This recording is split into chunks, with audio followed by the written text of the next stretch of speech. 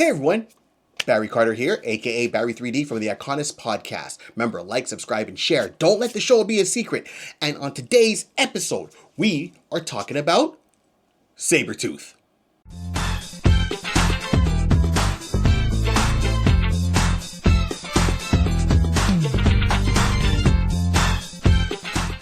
Today, I was just inspired to talk about Sabretooth. Now, I've talked about Wolverine before, and I said, okay, things that make me laugh about Wolverine, and I mean that in a good way. So we are going to talk about Sabretooth because I was been reading and watching a lot of stuff and been inspired. And like this show, we fan cast who could play this character, be it voice actor or live action. So now, I'm going to tell you about Sabretooth and who I think could definitely play this character after some key points.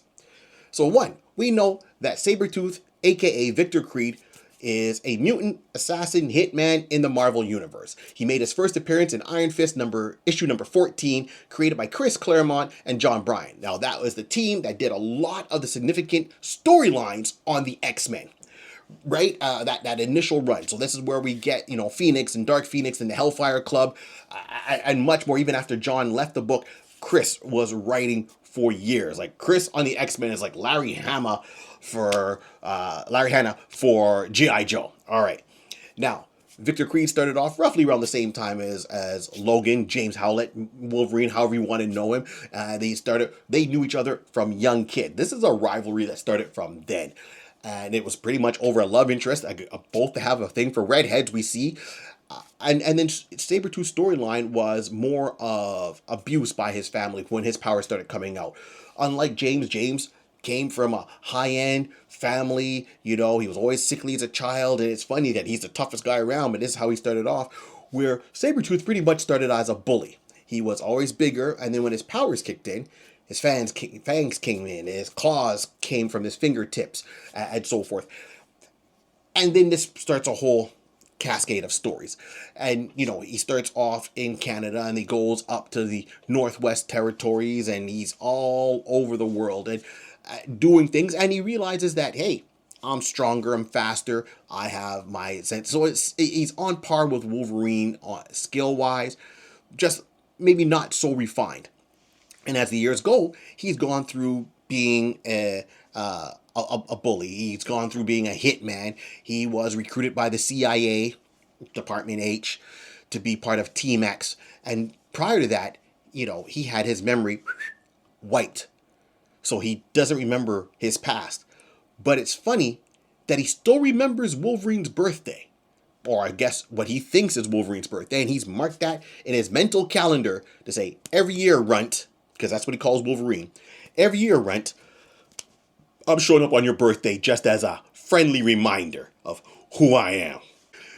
Let's just say that Fiddy could take a page from, Sabretooth's playbook. They're long-lived, Wolverine and Sabretooth, because their healing factor slows down their aging. And over all those years, back from like 1910 up to present day, every year when it's his birthday, he shows up. And you can find the books and the times where, Sabretooth just randomly shows up. So he always has an idea what Wolverine will be, or his loved ones. And he gets at Wolverine through them by doing horrendous acts of violence. Hey, as Wolverine said, time to go to Claw City. So, here's what I would love to see. I would love to see Sabretooth portrayed in the MCU. I would love to see Sabretooth not get his own movie, because I think getting his own movie would take away from some of the richness of the character. Now, like DC has gone successfully and they've done Penguin, which was, multi-episodes on this character in that universe with, Robert Pattinson playing Batman. I think if you really want to build up the excitement for the X-Men, you got to bring in characters and give them more of a backstory, so when they do make the appearance on the big screen with the main characters, you're going to be like, I get his motivation, I can connect with him, I sympathize with him, don't have to agree with them, but you understand where they're coming from up here in their mind. Now, keep in mind that Sabretooth was part of Team X, so he got captured. They tested him, mind wiped him, along with James Howlett, goes by Logan, mind wiped him, and then put him together with Maverick. And that was Team X. And they went on many missions. And one of the missions in Berlin is where he met a shape changed Mystique in one of her disguises. They had a couple of, nights of fun. Let's just put it that way. And there was a romantic thing there. Now, keep in mind who Mystique is. Mystique, biological mother, however you want to look at it, of Nightcrawler before certain retcons. I'm old school that way. So I'm going with she was the mother of Nightcrawler, the foster mother of Rogue, which means, of course, Rogue getting with Gambit. She's part of that, right? And of course, the biological mother of Graydon Creed. So Graydon Creed is the son of her and Victor, Sabretooth. The thing is, out of that whole family tree, he's the one born with no powers. None. But has his dad's temperament. Very feral, vicious, aggressive attitude. But he doesn't like his father, clearly. But then again, Graydon, is a racist towards mutants. Period. Right? Friends of Humanity. That's the group he forms to bring down the mutants. So let's go back a couple of steps.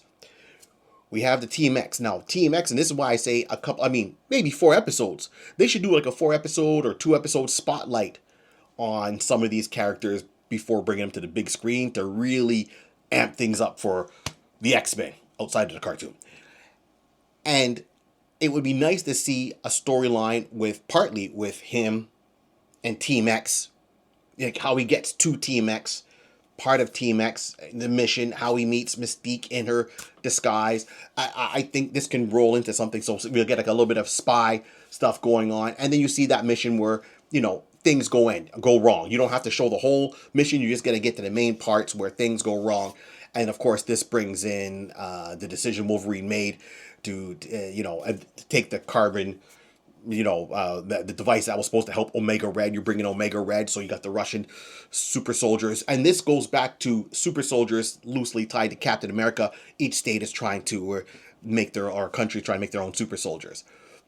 So, you get that going on, right? Don't like Wolverine Origins where like brothers and hey, man, I'm taking care of you. No, like show that rivalry from the get-go. Show the hardships that Sabretooth had with his own parents where they thought he was like a demon or there's something wrong with him. They locked him in the basement. Now, there's a lot of stories where, for example, Victor said he got rid of his pediatrician at the age of 9. Now, how he lashed out at his parents, and because of him, they're no longer here. Well, here's my thing. Did he really do that? Or is that what he's saying he did to add to his own mythos? Because keep in mind that his mind got wiped. He doesn't know what happened to his parents from, or that pediatrician. Those could be false memories that were implanted into the character, or he's just making that up to show how bad of a character he is. Like, hey, man, yeah, I got into my first fight at 9, and I got rid of someone at the age of 9. Right? If you think about it, let's go. So I want to see this kind of portray. And keep in mind that he's a part of, outside of, he's confronted a lot of people in the Marvel Universe. His first appearance was with Iron Fist, where Iron Fist was able to beat him because Sabretooth was more slashing. He found him a little bit sloppy with the technique, and he hit him with the Shaolin, as I like to say.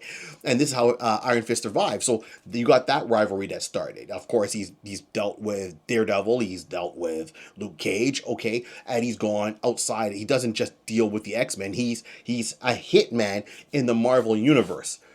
And he's a very good hitman, but he's a bully to Wolverine. So those are other points. And then we get into, what storylines he's been a part of. Outside of Wolverine, he was a part of the Mutant Massacre because he was recruiting people for Mr. Sinister for the Marauders. And one of those people he recruited for a short time was Gambit, who gets with Rogue, who her foster mom is Mystique. It's all a circle that's there, and that's a lot of deeper ties to it. He was part of, the Age of Apocalypse, storyline. I know at one point he gets kind of captured, and they try to rehabilitate him. So this is after he's got Birdie, who is a person that helps calm his bloodlust and puts him in his zone, so to speak, with her telepathy.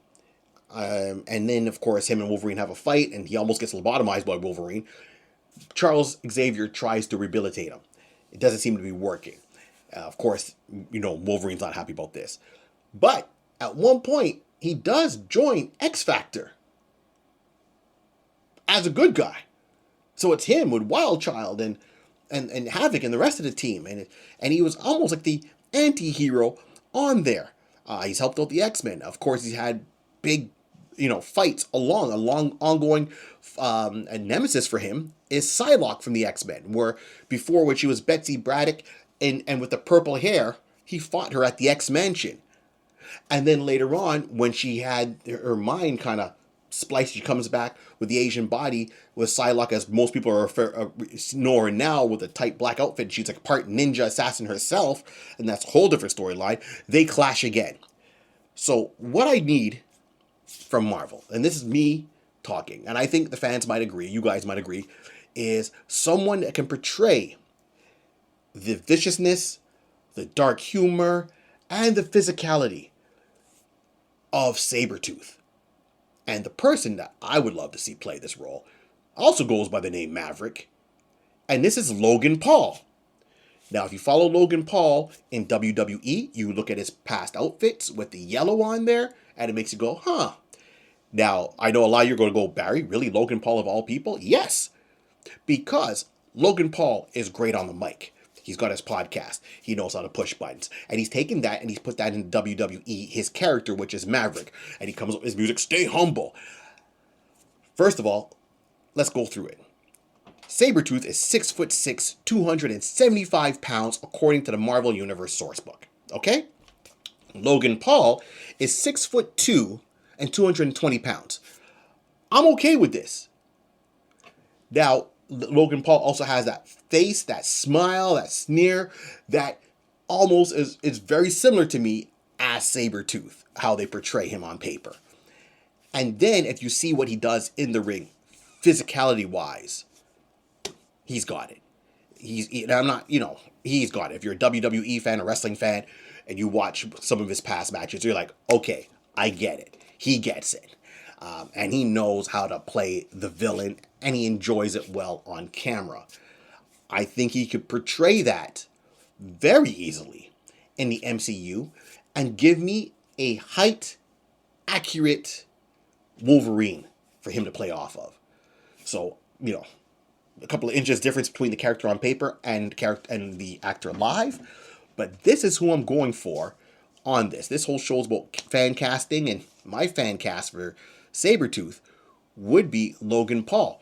Give me a 2-episode, series on Disney Plus, like they did Marvel Spotlight. And I said again, use that brand of Marvel Spotlight to bring in some characters, be it if it's animated or live action. And this is a perfect thing to kind of show some of his past, bring up his point of view during these things. So the beauty is they don't have to show the X-Men per se, but they can mention the X-Men, absolutely mention the X-Men in this series. They can have someone in a costume and see someone go around the corner and just see the leg of Wolverine, because everyone recognized the yellow with the blue boot with the black on it, right? With the little points on either side. So you'd be like, okay, this is a good play on how they can do that without them officially casting actors to play those roles for the big screen, because we know that's where they're saving them for. And then, of course, you got to incorporate him into a Wolverine movie or an X-Men movie. And clearly, you can do their version of Brother Evil Mutants, and you can have him a part of it or outside of that. But this is my 2 cents, right? We've talked about other characters before, and I think this is where Logan Paul would come in, because he's gone by certain things. I mean, originally he was known as the Slasher because he was almost like the